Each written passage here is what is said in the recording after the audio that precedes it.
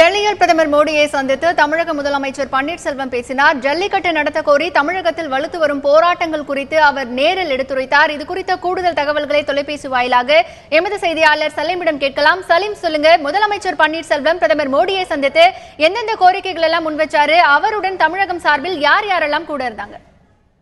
3 முக்கிய கோரிக்கைகளை முன்வைத்திருக்கார். கோரிக்கை 1, ஜல்லிக்கட்டு தொடர்பாக தமிழகத்தில் போராட்டம் வலுக்கிறது. டெல்லியிலும் போராட்டம் ஆரம்பித்திருக்கிறது.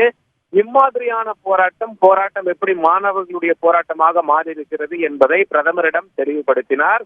தெளிவுபடுத்திய பிறகு ஜல்லிக்கட்டு தொடர்பாக மத்திய அரசு ஒரு அவசர சட்டத்தை கொண்டு வர வேண்டும். அவசர சட்டத்தை கொண்டு வந்துவிட்டால் தமிழகத்தில் ஜல்லிக்கட்டு நடைபெறும். ஆகையால் மத்திய அரசு அவசர சட்டத்தை கொண்டு வர வேண்டும் என்பது முதல் கோரிக்கை. 2வது கோரிக்கை, தமிழகத்துல விவசாயிகளின் உயிரிழப்பு. அதாவது முன்னாடி எல்லாம் மகாராஷ்டிரால விதர்பா அப்படின்னு சொல்லி ஒரு ஏரியா இருக்கும். அந்த விதர்பா ஏரியால தான் விவசாயிகள் நிறைய தற்கொலை செய்து கொள்வார்கள். அந்த ஏரியா ரொம்ப ஃபேமஸ்லி சொல்லலாம். விவசாயிகள் தற்கொலைக்கு பெயர் போன ஊர் அது. எல்லாரும் விதர்பாவா அப்படின்னு சொல்லி கேட்பாங்க. ஆனா சமீபத்துல தமிழகத்துல விவசாயிகளின் உயிரிழப்பும் இந்தியாவுல பல பேருடைய புருவங்களை உயர்த்தி இருக்கிறது. அந்த வகையில் தமிழகத்தில் வறட்சி இருப்பதால் பெரும்பாலான மாவட்டங்கள்ல தமிழகத்தின் வறட்சி நிலை என்ன, தமிழகத்திற்கு எவ்வளவு நிதி தேவைப்படுகிறது என்பதனை 2வது கோரிக்கையாக முன்வைத்திருக்கார். 3வது கோரிக்கை அப்படின்னு சொல்லி நாம சொல்லும் பொழுது, ஏற்கனவே வார்தா புயலால் தமிழகம் கடுமையாக பாதிக்கப்பட்டிருக்கிறது. மத்திய அரசு கிட்ட இருந்து தமிழகத்திற்கு இவ்வளவு நிதி வேண்டும் என ஏற்கனவே தமிழக அரசு மத்திய அரசிடம் கோரிக்கையை முன்வைத்திருக்கிறது. இது தொடர்பாக ஏற்கனவே தமிழக முதலமைச்சர் திரு ஓ பன்னீர்செல்வம் அவர்கள் பிரதமர் நரேந்திர மோடியையும் சந்தித்திருக்கிறார். இந்த 3 கோரிக்கையை, முதலில் ஜல்லிக்கட்டு, 2வது தமிழகத்தில் வறட்சி நிலை, 3வது ஏற்கனவே தமிழகத்தில் புயலால் நடந்த சேதம், இந்த 3 கோரிக்கைகளை பிரதமரிடம் முன்வைத்திருக்கிறார். இதுல பிரதான கோரிக்கை, தற்பொழுது ஜல்லிக்கட்டு போராட்டம் தமிழகத்தில் நடைபெற்றிருக்கிறது அல்லவா, இது சம்பந்தப்பட்ட கோரிக்கை. யாரெல்லாம் சந்திச்சிருக்காங்க அப்படின்னு சொல்லி கேட்டீங்க.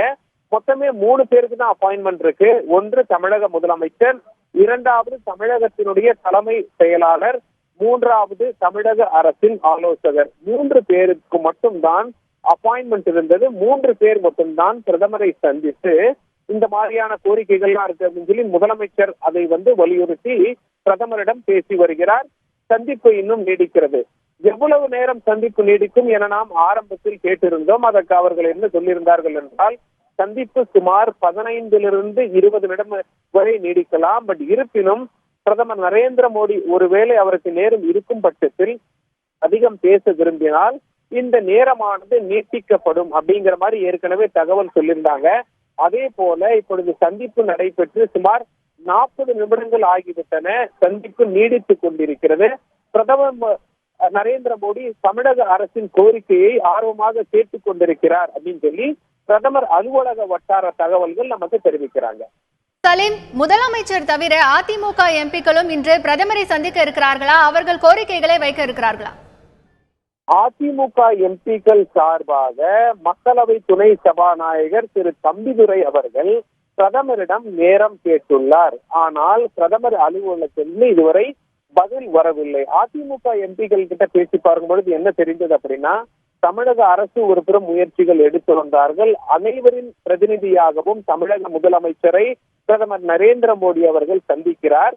ஏற்கனவே ஜல்லிக்கட்டு விவகாரம் தொடர்பாக தமிழக முதலமைச்சர் பிரதமரை சந்தித்து பேசுவதால் மீண்டும் தமிழக எம்பிக்கள், குறிப்பாக அதிமுக எம்பிக்கள் சந்திப்பது என்ன ஒரு வித்தியாசத்தை ஏற்படுத்த போகிறது என்று ஒருவேளை பிரதமர் சிந்திக்கலாம் அப்படின்னு சொல்லி பிரதமர் அலுவலக வட்டார தகவல்கள் தெரிவிக்கின்றன.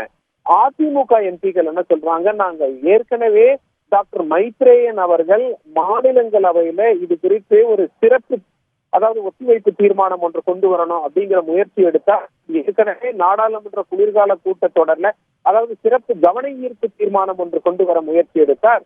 ஆனால் நாடாளுமன்ற குளிர்கால கூட்டத்தொடர் அமளியால் முடங்கியதால் அந்த ஜல்லிக்கட்டு விவகாரத்தை நாங்கள் நாடாளுமன்றத்தில் எடுத்து செல்ல முடியவில்லை. ஆனா பிரதமர் கிட்ட நேரம் கேட்டிருக்கோம், பிரதமரும் இன்னும் நேரம் தரவில்லை அப்படிங்கிற மாதிரி நமக்கு தகவல் சொல்லியிருக்காங்க. இன்று காலையில் தம்பிதுரை இங்கே வந்தார். அதாவது தமிழக அரசின் அதிகாரப்பூர்வ இல்லம் டெல்லியில் இருக்கிறது. அங்குதான் மாணவர்கள் போராட்டத்தில் ஈடுபட்டார்கள். தம்பிதுரை அவர்கள் இங்கே வந்தார், மாணவருடன் பேசினார். ஊடகத்தினரிடமும் பேசும்பொழுது நாங்கள் நேரம் கேட்டிருக்கிறோம், பிரதமர் நேரம் இன்னும் ஒதுக்கவில்லை. பிரதமர் நேரம் ஒதுக்கிய உடனே நாங்கள் பிரதமரை சந்தித்து ஜல்லிக்கட்டு தொடர்பாக அவசர சட்டம் கொண்டு வர வேண்டும் என்ற கோரிக்கையை முன்வைப்போம் அப்படின்னு சொல்லியிருக்காரு.